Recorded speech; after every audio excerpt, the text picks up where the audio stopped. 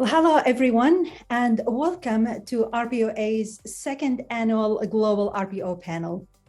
This is Lamis Abourahma, Executive Director with the Recruitment Process Outsourcing Association and host of this panel. I am thrilled to be joined by a distinguished group of talent leaders to talk about the current state of talent and our global RPO. Joining me is Ani Kulkarni, Practice Director, Everest Group, Rob Navarrette, Director and Head of North America Recruitment at WTW, formerly Willis Towers Watson. Also joining us, Chip Holmes, Managing Director, Client Services at AMS, and Cherice Schmidt, Vice President of Global RPO, Product and Operation and Client Delivery at KellyOCG. Welcome, everyone. We're happy to have all of you today. We have a jam-packed agenda for today's discussion. We welcome your questions and participation. Chime in the chat, tell us where you're calling from. I know we have a few international audience with us. For today's agenda, we'll start with brief introductions from the panelists. Then we'll move to a general overview of the state of global talent, understand the current challenges in global hiring, before we move to discuss the role of RPO in solving these challenges, and end with the trends and outlook of RPO. Now, let's start with a lightning round of introductions. And I want to welcome Rob. Thank you for joining us on your PTO from Mexico. I appreciate the commitment. Rob, talk about your global experience, in particular, what regions and sectors you have worked with. And for fun, tell us about that first trip you took after COVID lockdowns. And we want to keep it to 60 seconds, if you will. Sure. Okay. Thanks very much, Lamise, and hello, everyone. Nice to be with you all today. Thank you for joining. So my name is Rob Navarrette, and actually my current role is Global Talent Acquisition Leader at WTW, and I have teams across the globe, APAC, or Asia Pacific, Latin America, North America, and Europe, covered mainly tech, professional, and financial services are my sweet spots. In terms of icebreaker, my first trip, well, I'm from Toronto, Canada, where we were locked down for an extraordinary long pace of time. And as soon as I was able to get on a plane, I jumped and I went to the Dominican Republic because I needed some social interaction. And that was fantastic. I don't normally do that in the July timeframe, but look, I'm doing it again in summer here in Mexico from Playa del Carmen. So very nice to meet you all and looking forward to the discussion today. Awesome. Thank you so much and welcome. And Rob, it would be representing that RPO buyer perspective. And we have two RPO providers on the call. Cherice, welcome. Tell us about your global RPO experience. And again, same question about the first trip. Yeah, absolutely. Thank you so much for having us today. Looking forward to the discussion. So Cherice Schmidt, I lead our global RPO product at KellyOCG. So really working across all regions globally as to what we deliver, how we deliver it, and the things that we bring to the table for our clients. And then I also oversee delivery, client operations, and account management for our AMER programs, as well as global programs that cross multiple regions. So I've been working in the RPO industry for about 25 years, kind of since RPO became a solution in the talent acquisition space. And I'm based here in Southern California, so it's bright and early. So happy to be here this morning. My first trip was actually a work trip to Arizona. So being based in California was an easy one to jump back on a plane, a 45-minute flight. First fun trip was down to Puerto Vallarta. So Rob, jealous that you're down there in Mexico right now. And so it was great to get back out, and we're starting to see travel come back a little bit. So it's really nice to get back out there. So thanks for having me today. Thank you, Cherice, and welcome. Chip, welcome.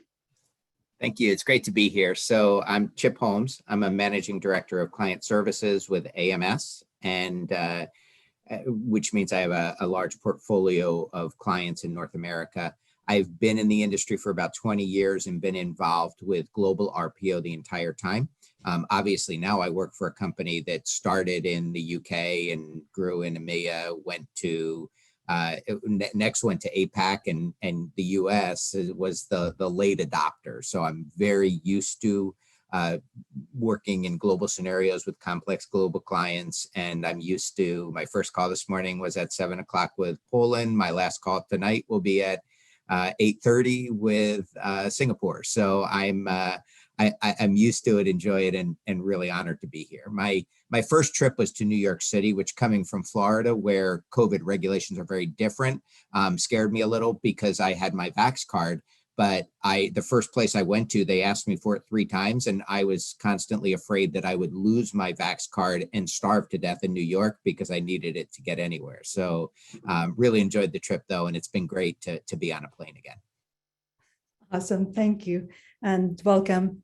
And last but not least, Ani, welcome. Tell us about yourself and probably the Everest Group research that you do briefly as well. Yeah, hi everyone, and thanks, Lemis, for inviting me to the panel. My name is Ani Kulkarni. I commonly go by Ani, and I'm a practice director here at Everest Group. Everest Group is a research and advisory firm which specializes in global services and technology market. And in my role, I cover the global talent acquisition and the global RPO market as a part of that. And we have been covering the RPO market for more than a decade now. And our flagship research includes the RPO peak matrix, which covers the global RPO market as well as all the regional markets, including North America, Europe, Middle East and Asia, Asia Pacific, and Latin America. So in terms of the research which we do, apart from the peak matrix, which is the service providers universe in terms of their capabilities and in terms of their market success, we also publish a state of the market report for RPO as well as some thematic point of views report every year. So really glad to be here and really looking forward to having a wonderful discussion. Wonderful. Thank you so much, Ani, and we look forward to some of the Everest Group's insight later in this discussion. Now I want to move to our point of conversation, and that is the state of talent and labor market conditions. And I want to mention something I heard recently on Bloomberg Radio, where a guest speaker talking about the economic conditions in Dallas, and he described it in these terms. He said, the economy is growing by leaps and bounds, everyone is hiring, and there is shortage of workers. Now, what's striking about this? He could be describing hundreds of cities all across the US and globally. So the economy is growing. We know here in the US, the job market report was published last week, over almost 400,000 jobs, and unemployment rates are going down. So the state of the economy in general is very positive. I want to share some data from a report published by our webinar sponsor Deal, and I'll go ahead and share my screen here to show you some of these numbers. We're going to look at 3 trends. We're going to look at who is hiring, and this is by regions. I want to mention that this report looked at about 600,000 data points, but it's mostly in the technology sector and remote workers. So the research found that in Latin America, hiring increased by 286%, and this is in the July through December of last year. In Europe, Middle East, and Africa, the hiring increased by 250,000, Asia 227%, North America was the lowest, still at 208% increase. In terms of where people are being hired from, first, it's Latin America with 156% being hired from Latin America, followed by Asia, 107%.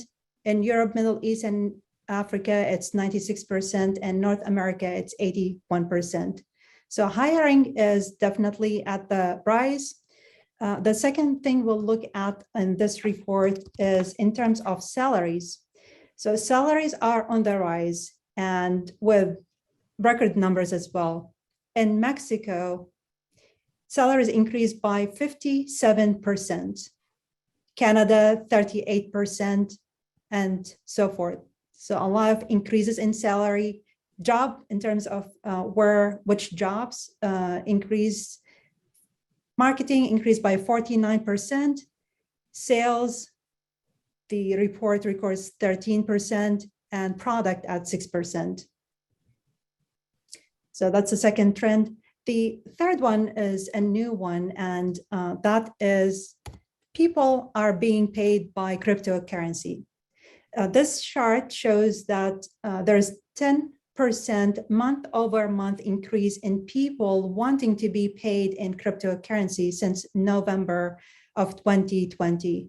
The first pie shows 52% increases in LATAM in particular, and EMEA 34% of people want to increase in people who want to be paid by cryptocurrency. And the numbers are a little smaller in North America and APAC, where the adoption of cryptocurrency for salaries is less. The second pie chart shows which cryptocurrencies.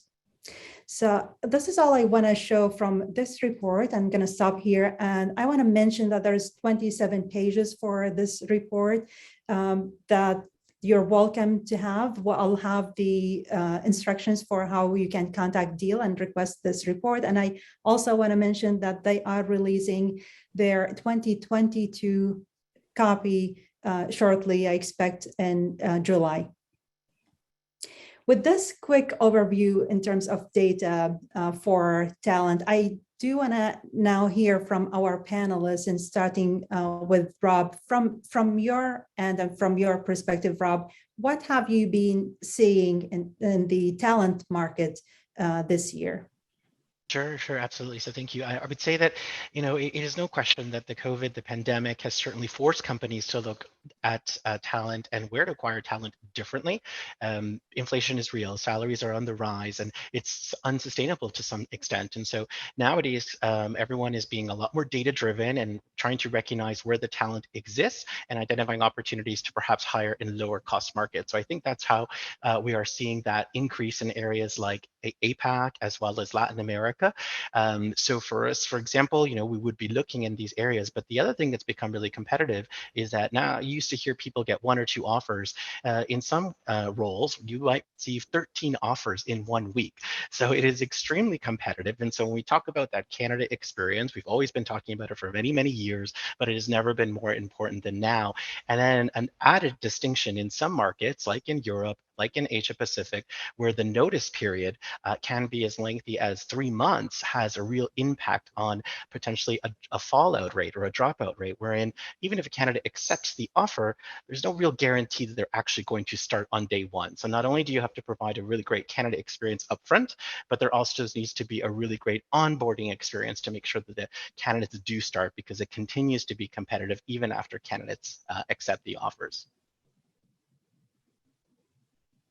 Very good. And Cherice, what are you seeing from your end as well?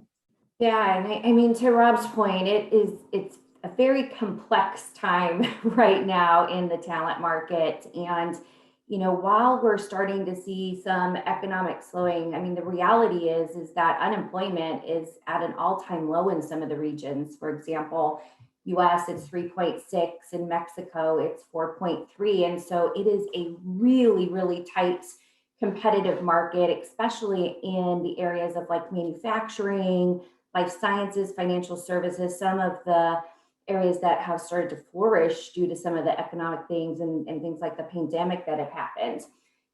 We couple that also with complexity around looking for skills for the future. So thinking about, in manufacturing, for example, with tech and automation becoming such an important thing in efficiency and how we produce things, thinking about talent and what's next and building your talent pipeline for those skill sets and competencies that you're going to need in the future has become really important.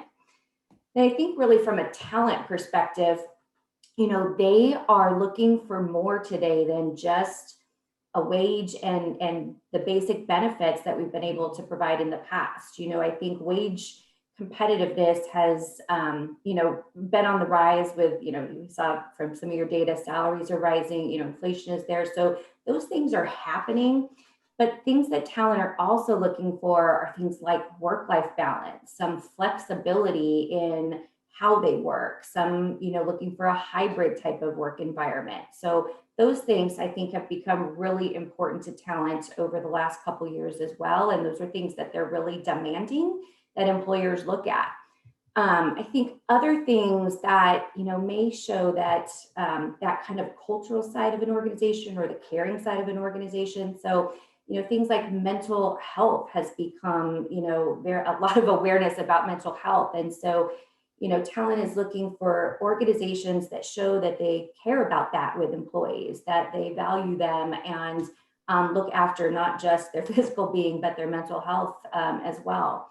You think about things like DE&I and that welcomeness and affinity, so having affinity groups, showing that you care about diversity is very important to talent today as well. So, looking at value proposition, how you're going to attract and then actually walk the walk, with demonstrating a culture of diversity.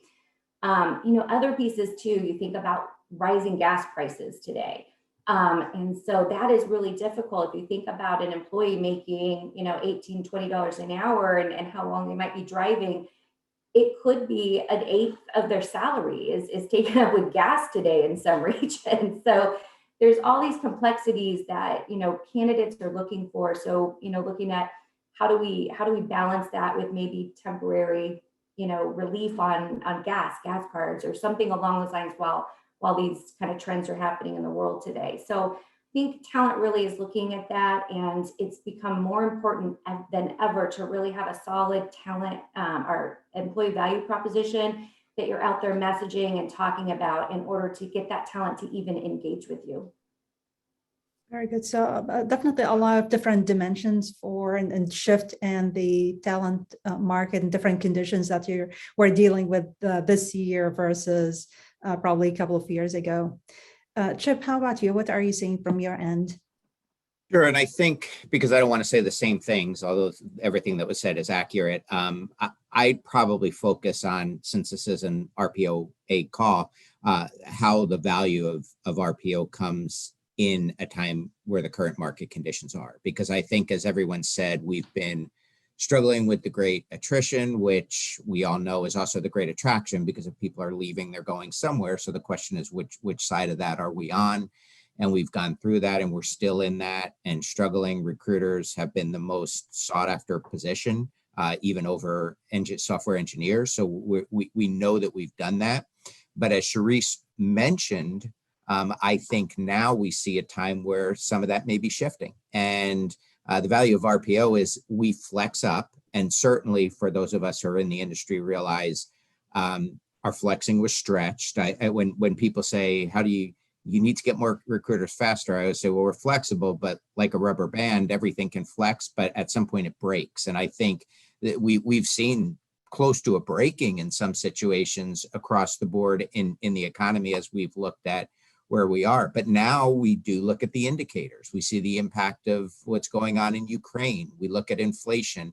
And I think there are some companies out there that are starting to say, hey, let's take a look at this and decide what direction we're going to go. And I think I noticed just a couple of days ago in APAC, they still are expecting to grow significantly this year, but I see that they have lowered their expectations a bit because of looking at some of the indicators that are out there. And it's the same in EMEA, it's the same in the US and in LATAM. So I think just, again, to speak briefly, because I want to give Ani enough time to talk, to close that, I think that it is really a time for those of us who are in RPO where we can shine, because we can show that in the same way that we help companies flex up, we may now have to help some companies flex down, and it's what we're really good at. So that's all I have to say, and I will hand it over. Well, thank you. I think you gave us the slide into the next conversation, and that is how does RPO help organizations solve their these talent challenges? And Ani, probably we're going to change things slightly here and start with your data, if you wouldn't mind. So let's look at what the Everest Group find in terms of changes in the RPO market, and then we can speak to the panelists about their own experiences and how they're seeing the value from RPO. Yeah, sure, that works. So please let me know if you guys can see the screen I'm sharing. Yes, we can see your slide. Thank you. Yeah, okay. So then this is based on the full year data for 2021, because this is the latest iteration of our peak report, and we gather data from across the market, 35 plus service providers, and we speak to a lot of buyers as part of this exercise. So the headline message is that 2021 was a terrific year for the global RPO industry in general, all across the board, all service providers, even the ones which cater to the small market or mid market, as well as the ones which cater to the truly global Fortune 500 firms. They had a really good year in terms of their revenue growth, in terms of their team sizes, in terms of the results they were able to deliver for clients, right? So it has been really, really great year in terms of the overall industry. And there were a couple of factors which contributed to that. So one aspect was obviously the strong recovery post-COVID, and there was a lot of pent-up demand from buyers. And then again, as 2021 progressed, we saw Great Resignation taking shape, and there was an increased requirement to address the talent shortages, both for short term as well as for medium to long term. So, and as Chip was pointing out earlier, RPOs have been able to showcase their value to the buyers on that front. And we have seen both types of engagement. We have seen buyers actually coming in and engaging RPOs for really short-term, flexible, agile kind of engagement, and also for more traditional, long-term, end-to-end enterprise RPO kind of deals. So from that perspective, we saw both growth in terms of the hires, which were managed by RPOs, as well as the price points because of the rising demand for recruiters and rising salaries. Those also went up significantly. So both from the pricing perspective as well as the volumes perspective, the industry performed really well. When we double click slightly on the regional aspects of the industry, right? So basically we look at it across 5 different markets: North America, UK, rest of the Europe and Middle East and Africa, then Asia Pacific, and then last one is the Latin America. So you can see the numbers on your screen. So this is the size of the North American market across last 3 years. So you can see that there was a 30+% increase for the North American market. And you have to remember that North America is the most important market for RPO because it constitutes almost 50% of the market in terms of dollar value. And that is why it's like a market which is very dynamic, which sees a lot of innovation. And we also see that a lot of first generation buyers adopting or trying RPO for the first time in 2021. When we take a look at what has been happening in UK and Europe, right? Again, the degrowth or the shrinkage in 2020 was a phenomenon across all the regions. In some markets, it was more pronounced, in some markets, it was less. But in general, both UK and rest of EMEA markets showed a strong recovery in 2021. The recovery was, I think, significant when we consider the volume. And I mean, in general, rest of the EMEA had a better year compared to the UK market.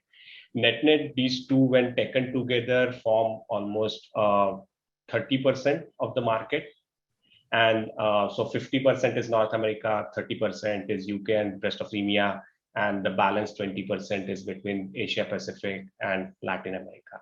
So here again, we saw a number of different regional hubs or new countries adopting to RPO. So there were traditionally UK, Germany, France, which were the more mature market. But last year, we also saw some of the newer countries, the likes of Poland, Hungary, Romania, also opening up for the RPO construct. When we move to the Asia Pacific, right, again, Asia Pacific showed a very strong growth. One part of it is because the comparable sizes is small when we compare it to some of the more mature markets like Europe or North America. But the other reason which we primarily see in Asia Pacific is that a lot of hiring is now moving towards the cost-effective locations, as Rob was pointing out earlier, right? And Asia Pacific and Latin America both are benefiting from that. So we see a very strong demand for hiring from buyers in Asia Pacific and Latin America. And historically, these two markets have been only seeing RPO driven primarily by these kind of global or MNC buyers, where you have a deal across 10 different countries and some countries in Asia Pacific or Latin America just being part of that. But now we see a lot of local demand also rising up for the RPO construct. And that's primarily because of the value RPO providers have been able to showcase over the years, right? So in general, Asia Pacific, 35% growth, and it's becoming increasingly important. And same goes for Latin America. So the growth here is like phenomenal, 70%, right? When we compare to 2020. One part of it, again, the base was really small for 2020, but in general, we see a lot of service providers entering into this market and then aggressively going after local clients to actually deliver value where the hiring is actually happening in both of these growth markets. So I'll just take a pause here and see if there are any questions or if there are any further details I can add in terms of the numbers which we saw. Ani, so the question from Patty is about, she's asking if the data showing US RPO companies entering or expanding into those markets, or do your reports include new players? Yeah, so it has been generally a like for like apples to apples comparison, right? Because our RPO peak metrics covers almost 85 or 90% of the RPO universe. And we also accommodate for the ones which don't really, which are not covered in our research. So from that perspective, it's primarily by the first generation buyers who engaged RPO in 2021. And there were more mature buyers who actually expanded their relationships with their existing RPOs. So may it be in terms of moving to different geographies, may it be in terms of catering to more job families, or may it be even in terms of adding more, buying more value-added services like consulting, advisory, tech implementation, so on and so forth. Great, thank you. And is this from the Peak Matrix report, Ani, or is that a different report? So the data is gathered as part of the Peak Matrix, and these numbers will be available as part of our RPO State of the Market report, which will be published at either end of July or early August. Thank you so much. And thank you for sharing these data with us. Definitely shows strong adoption for RPO. For the panelists, we want to shift the conversation now that we see the data is showing definitely there's strong appetite and adoption for RPO. Thinking back at the talent challenges we talked about, let's now talk about why is this strong adoption for RPO. RPO is a solution that is helping to solve these talent challenges. And starting with Rob, help us understand how is your talent strategy and RPO solution change at WTW this year and maybe through COVID? Sure, absolutely, Limis, and thank you, Annie, for that data. It's nice to see it aligns very well with what we're actually experiencing. And there's no question, in 2020, many companies had to scale down for obvious reasons. Not all, but many companies did, and we were not excluded from that. 2021, it was a surge, and we needed to scale, and it was a challenging time because, as we've talked about earlier on, the salaries have risen significantly, and so companies have been hiring and looking to hire recruiters, as Chip mentioned. They're in such high demand comparable to software engineers. Also, in addition to that, it's been difficult to retain our highest or top talent recruiters as other companies are plucking them off because they too are looking to hire. And so an RPO has added value because of their ability to help scale, right? Most companies, may not have an academy for recruiters wherein while we do try to create career paths, we may not be able to offer the tools, the resources, the economies of scale that an RPO can offer a recruiter. And so we would want to align ourselves with RPOs who do have that ability. So when we think about some markets, as Annie mentioned, where we're looking to grow in APAC and Latin America in particular, in some areas of EMEA, if we can align ourselves with an RPO who has, in our perspective, or in our need rather, tech as being a core competency, then they can help us. We're not a tech company, but if we can identify an RPO who has that as a core competency, they can certainly help us because it has been challenging. So we look to arm ourselves with strategic partners who can be an extension of our recruiting function to be able to help win the war for talent. And Cherice, let's look at from the RPO provider perspective, and what have you seen? What have you seen as an added value from your organization to your clients this year? Sure. So when I think about how an RPO can add value today, we've talked about a lot of complexities and expertise that's needed in the market today to really win on the war for talents, essentially. And so I think, just like any other expert, this is what we do. We live and breathe, right? Recruiting every day, and, have experience, both across regions and globally, as well as expertise that we invest in to make sure that clients, get the best of what they need to, go out and find, attract, engage, and bring talent into their organization. So when you think about things that you can leverage from an RPO, to Chip and Rob's point, recruiters today are they're in high demand. We all know that. And so an RPO provider, as I mentioned, that is everything that we do. And so our recruiters and sourcers, our recruiting and operations teams are the most important things to us, and to enable us to provide the great service that we do to clients.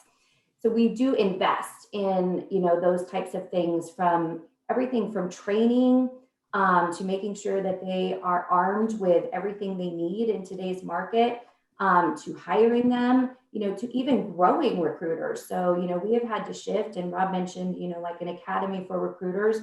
We've had to shift and really look at how are we going to upskill and grow our own talent, especially giving them industry and regional expertise that they need to support organizations today. In fact, we are building a skill bridge program for recruiters as we speak, and that will be launching in Q4 for us. So looking at veteran talent and, exiting military, and how we can bring them in and look for those skill sets that might be comparable to, what we look for in a recruiter, and then growing that talent, as well as giving back to that type of talent as well. You think about other things that you can tap into that companies might not be able to invest in as a solo organization. So the tech and tools that we might need today to bring in talent, to look for talent. So, AI sourcing that gives us efficiencies in finding talent so we can quickly then engage with them and talk to them. Marketing specialists, sourcing strategists, all of those different resources that we really need today to bring together a holistic talent acquisition solution for how we're going to go out and help organizations find talent. So I think access to all those types of things that an organization might not be able to invest in individually are real benefits of RPO today. Cherice, can you also talk about in terms of services, are there new services or solutions that you are maybe talking about with your clients this year that were not on the conversation agenda 2 years ago? Yeah, so I think a couple things, from a building of a talent community, that has become even more important today than it has in the past. Because it's not, you can't post and get a ton of applicants coming in. It really takes that very strong sourcing capability and engagement and how to market to those candidates and really build a community of them so that we're ready for what's coming and even what's coming in the future, as we talked about, the skills gap we might see with tech and automation changing. So I think more and more we are talking to, talent community has always been there, but it has become really, really important today.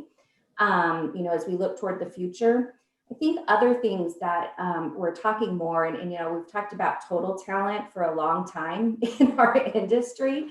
But today, I think that is even more important. And we are finding that we're talking with clients about bringing in multiple solutions to help them procure the talent they need in the ways in which talent want to come to work. So, looking at bringing RPO combined with, contingent labor coming in, or SOW or IC. So really looking at the holistic picture for them of how they want to bring talent in, and then giving them visibility to that. So, for example, we have launched a talent platform called Helix UX, which enables our organizations to see the talent, all the talent that they have within their organization, whether it's full-time, ICs, contingent workers, and give them a real big picture of their talent landscape, so we can look at what is the best way to bring in the types of talent that they need the quickest, and how we're going to get them to that client. And Chip, you've been in this market and this space for a while. So what's exciting you today about RPO and the solutions that you offer? Yeah, and I'm kind of going to build and say probably a lot of the same things Cherice did. I think what excites me, having been in this for a long time, is 20 years ago, what people wanted in RPO is, can you scale? Which I already mentioned, that's important. Can you save us money? Can you find people? Those were the three questions. Now I think, and Cherice said it, it's a TA solution. It's not, we call ourselves recruitment process outsourcing, but we've moved so far beyond that at this stage, we're looking for what do you need. So when we talk about what can we do to help as we go through this process, there was a question in the chat around AI. Where do we see that being integrated? I will tell you, see it integrated everywhere. 73% of companies said they need to increase their technology this year. And when I say everywhere, within the recruiting process, many of us, if you wanted to, we could hire a individual without a person ever touching them, right? We can take them through the entirety of the process. We can onboard, we can send out offers, we can do interviews, we can do video interviews, we can go through the entirety of the process. Now, every company has to decide strategically what is the balance between human touch, which people still do like to see, and the technology component. But when AI started, it was when we started utilizing it in RPO, it was not nearly where it is now. And now it's extremely effective and increases our efficiencies. And then we, a lot of times, stop calling it AI, right? It's like you don't talk to your phone and say, hey, AI, you say, hey, Siri, because once it becomes adopted, which we're seeing more and more within RPO, it just becomes a part of what we do. So I would say technology is a way we can help. Another thing I'd say is, as we get out of things that wouldn't be typically considered to be part of the recruitment process outsourcing, a lot of us are partnering in areas like upskilling and reskilling. Yes, we're doing academies and grow your own programs internally for our own people, but also partnering with companies around their employees. How do they reskill? How do they upskill? How do they find people and move them when they have individuals who no longer fit the system, but they're great employees? How can we help them to redeploy those individuals. So in the old days, that would have almost been counterproductive because, oh, then we can't hire a person for that role. But now as we see these struggles, I think that we can come alongside and help. And so I think those are some of the things we do, that overall transformation. And then from the global perspective, I think because we're used to working in those other markets, many of us have hubs and headquarters. So as right now companies are expanding, and APAC's an example, there are more and more countries people are going into, but there's challenges from a legislative perspective, a language perspective, just an overall understanding perspective. And no one can have somebody in every single country, but as we have hubs set up and an understanding of the legislation and the languages, we're able to help and assist. So I think as the current situation is driving people into new markets, new regions, new areas, we can come alongside and help because we have expertise in those areas as an industry. Chip, you touched briefly on legislation, and there's a question. I don't know if any of the panelists want to take. The question is about the changes in legislative and LATAM, I guess, in general. Do you feel that helped drive the growth of RPO in that region? I mean, I'm not sure. I mean, if someone else wants to take it, I know some of the legislative changes have definitely helped drive growth. And honestly, the government's become involved in helping companies where in the past they hadn't done that. So they've been investing more in companies. So yes, I would say definitely. And I'm happy to cede to others because I know I've taken my spot.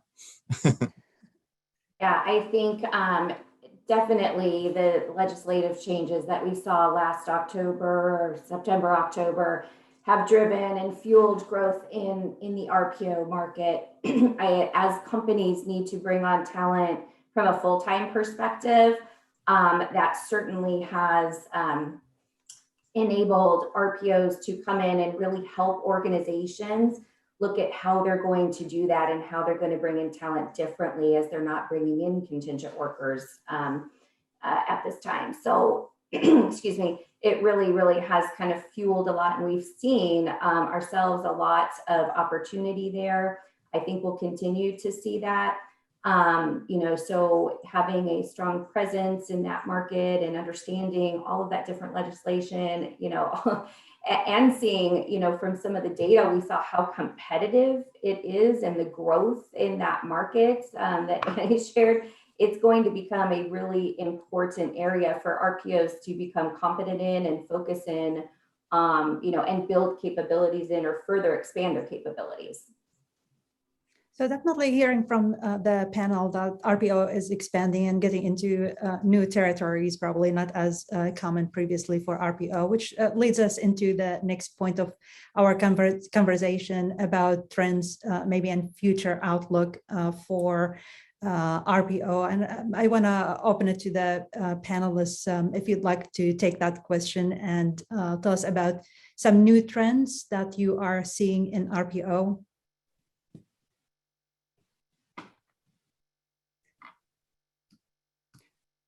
Sure. I think we wanted to talk a little bit about DE&I as one of the trends that we see today. And, our 2022 Global Workforce Report uncovered that despite the high profile around DE&I issues, only about a third of organizations that we talked to really had a plan and on how they were going to address that. So I think that as we look at that, it is going to become, more and more important to organization. It has to really become a piece of that organization's strategy.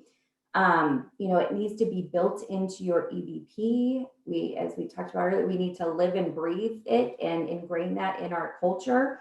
And so I think, as we look at that, things that we're doing with organizations is looking at how do we build that in and build that authenticity in so that we can demonstrate to clients that the organization really does care about DE&I and that they are kind of walking the walk and doing what they say that we're putting out there in the market, and that they're saying to candidates about how they live and breathe that. So that's one of the areas that we're seeing a lot of trends in, and, not just in the US, but in other regions as well, across. And, diversity is different it means different things in each of the global regions, but we're really seeing a push for that across all and looking at ways that we can assist our client organizations with that focus. And Yeah. Rob, yes. Sure. I was just going to add as well from a buyer's perspective, I would say that it is a big trend, but it's also a bit of a challenge in the current state right now, right? Because we have so many vacant seats. It's difficult as a hiring manager to balance. I have all this revenue sitting on the table. I have these great candidates that I might lose because if we don't have a nimble process, they're going to get offers elsewhere. But I also want to have a focus on DE&I. And so, do I extend an offer to this candidate who seems to meet what I have and risk potentially losing them if I don't move fast enough, or do I wait for another candidate that might demonstrate a little bit more a diversity dimension? So it's difficult. And so to Cherice's point, some companies do have some good capabilities around DEI initiatives and therefore are able to build a pipeline, but in this current state it is difficult. So if we can align ourselves with an RPO that has some more maturity in their strategy to really help us win that war for talent in the diversity space, then it's very, very helpful because everyone wants to do the right thing. We see the benefit, but in this current state, it is challenging to play that balance when you have so many vacant seats. Yeah, and if I can add, because I think that's completely true, what I think is happening is a lot of companies know diversity is important, but they don't really know how to get there or even where they want to get to the points that were made. So I think a lot of it is kind of doing a bit of a diagnostic, looking at what companies are doing, because to the point of, I don't want to have to choose between the right candidate or filling the seats. I think if we can truly embed it and it's a part of the overall strategy and we're fishing in the right pools, then it becomes natural, because from a representation perspective, we should be having the right people in the pool. And then at that stage, it simply happens. So I think it's important to determine what's happened, what needs to change, what do we need to embed, what kind of training do we need to do to get people to the right place to understand what it is we're actually trying to do. We're not just trying to hit a number.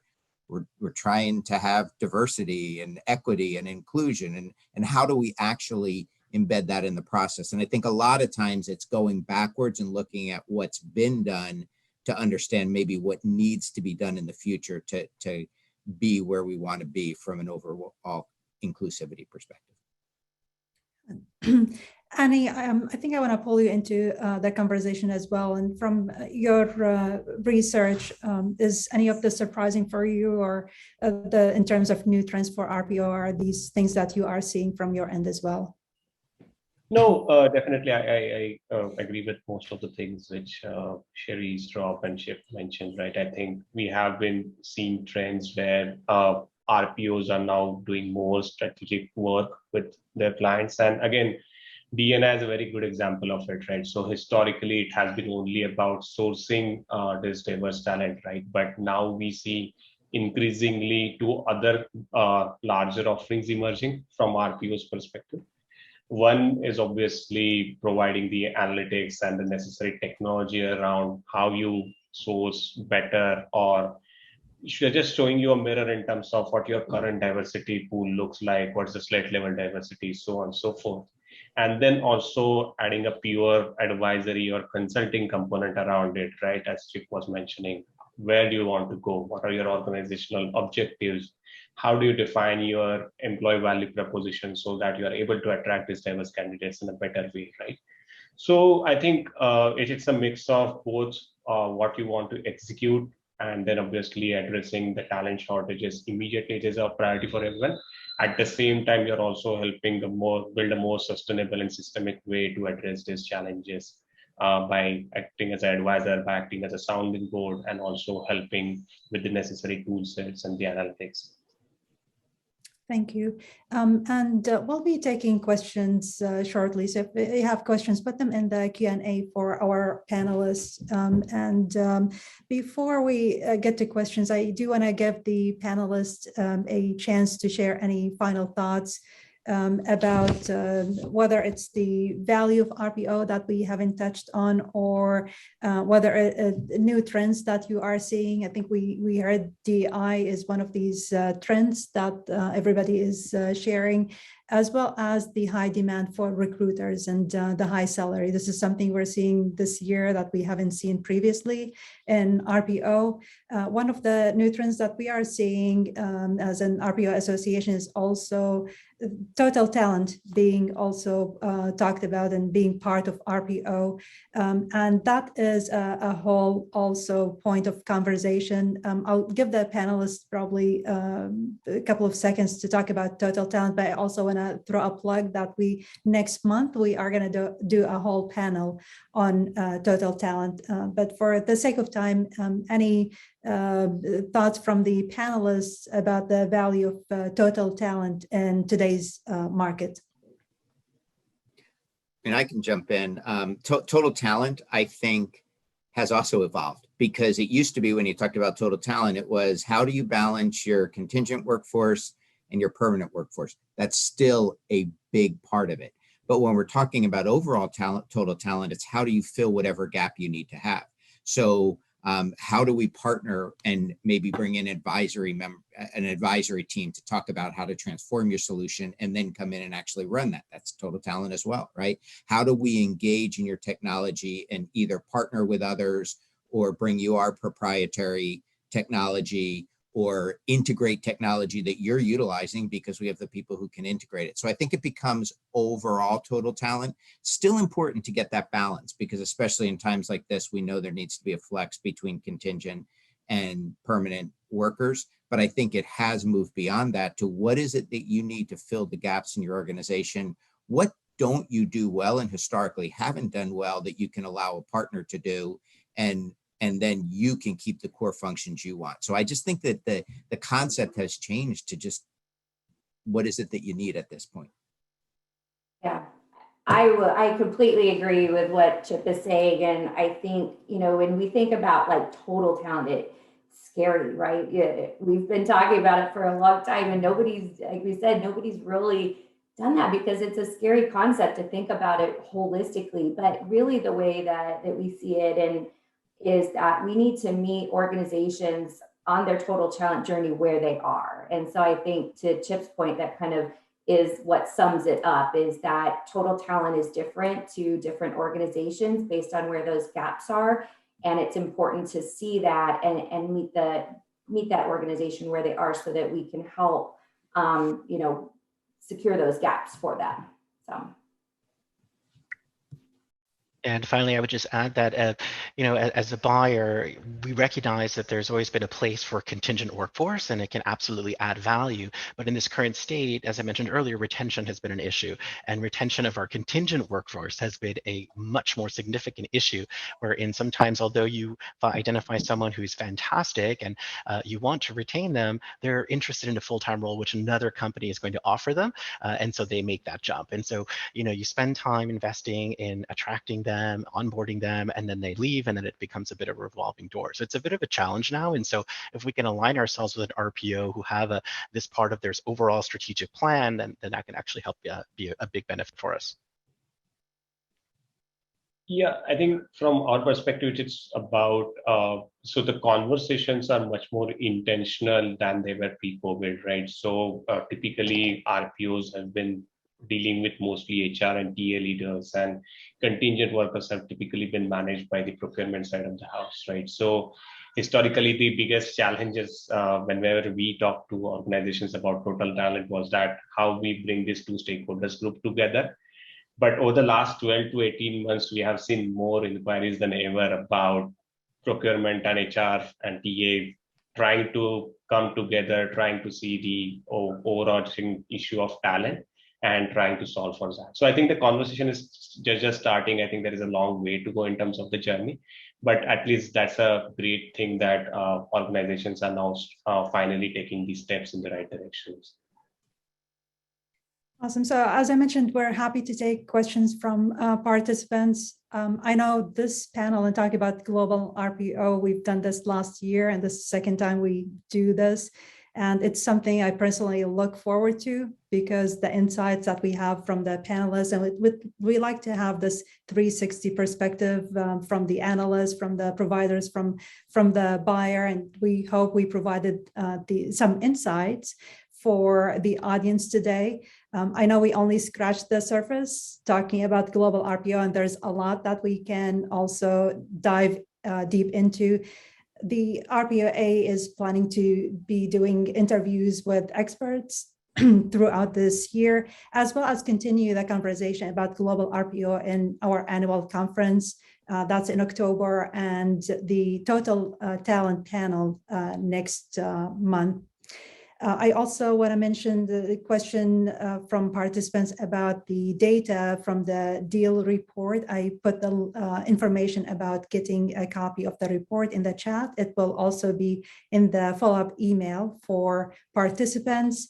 The global, obviously, talent, talking about the state of talent is tightly aligned with the state of the global economy, and that is beyond the scope of today's conversation. But I highly recommend the World Economic Forum that recently have conversations about the state of the global economy. There is tons of content you can find on YouTube, and I'll have some of these resources to share with the with the audience. IMF also, and just in April, produced some really good content about the state of the global economy. So we'll share these resources. And before we close, I do want to invite participants to some of our upcoming events and close with these announcements. So I want to go ahead and show my screen here. Many of participants in today's panel are new to the RPOA, so I want to introduce you to the Recruitment Process Outsourcing Association. We are a member-driven and mission-driven organization serving the global RPO ecosystem and striving to be the place to go for RPO. Our mission is to nurture a collaborative community where thought leadership can be created and curated to educate the marketplace about RPO. As an organization, the RPOA serves the RPO ecosystem. So we see this as anyone in talent acquisition interested in RPO, whether it's the RPO buyer, provider, recruiting technology provider, HR consultant, analyst, and so forth. We produce high quality content in collaboration with corporate members and sponsors. Our content is focused on talent acquisition trends and best practices for the RPO community. We host 2 active blogs, produce a monthly newsletter, offer many free resources and webinars. We have 2 webinar programs. First, the RPO Leadership Forum. It's a monthly webinar series scheduled for the 3rd Tuesday of each month. These are 30-minute webinars presented by RPOA members. This month, in a couple of weeks, on June 21st, we have a webinar from Aspirant on using storytelling for effective recruiting. And in July, our RPOA member Orion Talent will be joining us to speak about red flags you should avoid with RPO. Now, the second webinar program is the RPOA Expert Panel. And today's webinar is part of that series. I mentioned the Total Talent Panel. It is on July 14th, and the registration is open and available on our website. So that would focus specifically on Total Talent. You can find upcoming events on the RPOA website under the events page. And you can access webinar recordings and other content through the RPO Academy on the website. Also, we invite you to explore the RPO Voice blog for insights from top RPO experts. I mentioned also the conference on October 2nd through 4th. The RPOA is hosting its 3rd annual conference, first time in person. And registration is now open. We're also looking for speakers, and you can find all this information on the website. With that, I hope you enjoyed today's conversation. Please stay connected and stay informed by following the RPOA. And with the last minute, I want to turn it back to our panelists. Thank you so much, Rob Navarrette, Cherice Schmidt, Chip Holmes, and Ani Kulkarni. Thank you so much for your insights and for being on the call today.